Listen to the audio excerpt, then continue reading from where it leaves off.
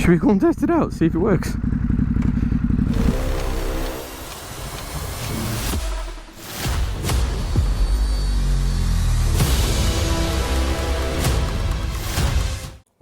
Alright people, welcome back. Yes, we're in the garage. The stripping and checking has begun, and I'm gonna start on the radiator to start with. Let's just see if I can get the radiator first mounted, up and running.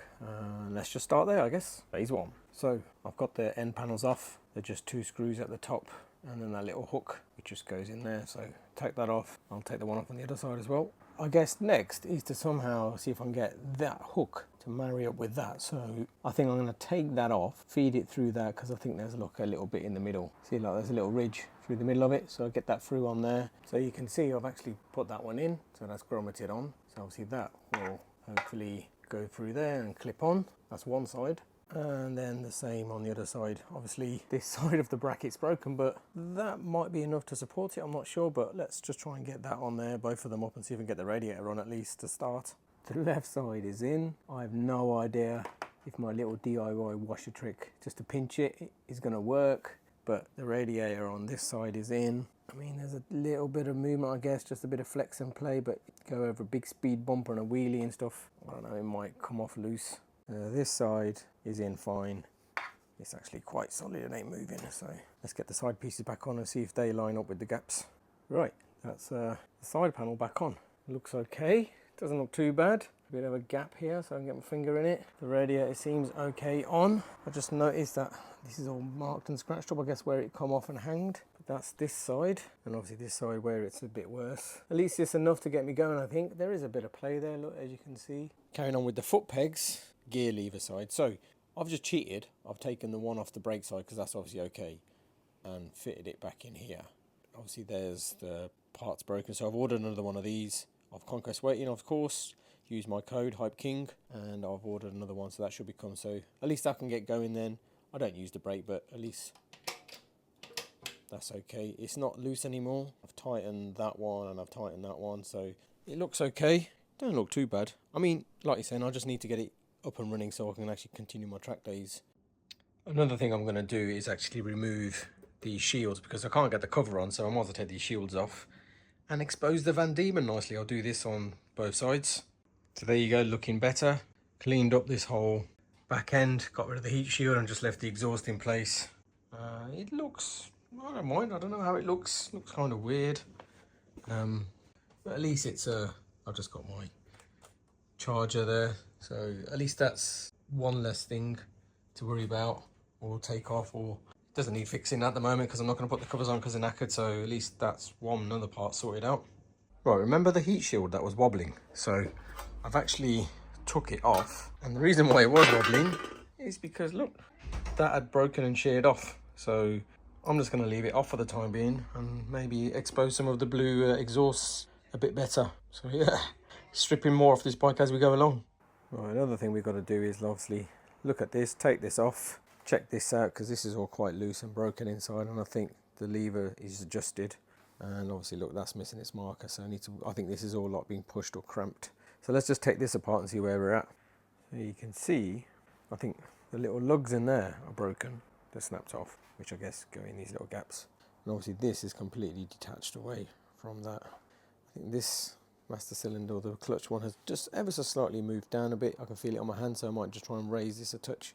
What I have noticed is the lever is actually lower than this section here, so obviously you can tell where it's caught, but it bends down at the end. But check this side, see, look, you can't see it because there it is. So I guess the final sort of piece, or maybe just to look at, is to work out how, if possible, I can straighten this whole lot out. It is a little bit bent, so I will try and just see if I can remove these, loosen it up. I may have to loosen the front forks as well. There's some things where you can bounce the suspension just to untwist it. So a lot of this I've never done before, so let's just see what happens, eh? Right, so as you can see, I've loosened all these 4 off, and obviously the bars move around now, so I don't know whether I just need to line the little lock X's up, those little markers there on either side. Maybe move the bar around a bit. I know these markers are off, so I'll have to adjust that because I think this is all moved anyway. So let me have a little fiddle around with this and start here first. Another thing people have been messaging me is trying to maybe align the front a bit, because obviously the fall. So I think the way to do that is to loosen that ever so slightly, keep these tight, loosen them ones a bit, loosen everything off, calipers, axle, maybe the mud guard or whatever that's supposed to be, and just keep everything loose and floating, and then almost like bounce the fork into the ground, with someone supporting it from the back because it's not supposed to be on a center stand, and then tighten everything back up and see if that aligns stuff up. I don't know, I guess let's just try it. I know it doesn't really give you the impression from the front, but it does look a little bit better from this point of view here. And I mean, the front of it, the wheel looks in a straight line, and this all looks all right. Even the steering damper looks a little bit better. So I mean, remember lads, all I want to do is be able to get on track, so I think this might just have to do enough. Yeah, I might have to go for a quick test drive and see what it's like. Right then people, should we go and test it out, see if it works? Take it easy, let's take it steady. I mean, seems okay. Well, I think I've tightened everything back up all right, so can't complain there. I mean, the front of it, like you're saying, I mean, it's a million times from where it was. It's not perfect, but it's getting there. It's there or thereabouts. And like I said, as long as it's enough to get me through a track day, can't complain really. This handle still feels a little bit lower, like the reach for my fingers to pull the clutch in is a bit low. Might have to adjust that bit more, but it's tiny things like that. I can definitely feel the heat from the heat shield now that I've taken it off, but it's not going to melt my clothes because I've got that little heel guard there.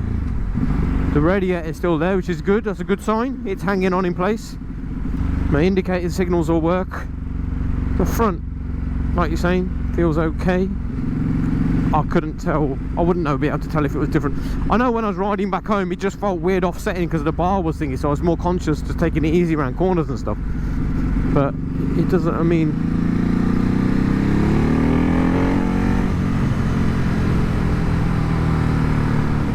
certainly feels okay, carrying some speed. We've got to wait for the horse.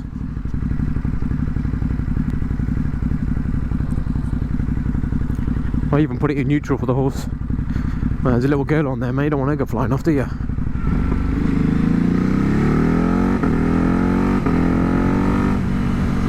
Pretty chuffed. Probably still got some bits more, maybe some more checks to do, but I'll probably need to get some like professional opinions on things, that's all.